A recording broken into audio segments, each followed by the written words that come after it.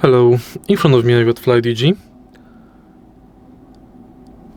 Vader 5 Pro. In this video I'll show you how to create and assign macro.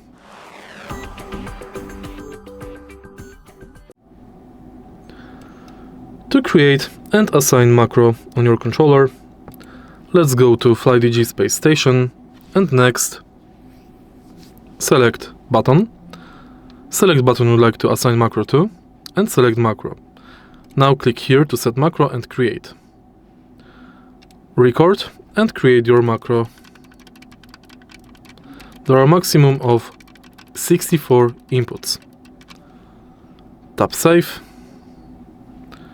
and the macro is set. To remove it, press click and again press this button. If you found this video helpful, please leave like, comment and subscribe.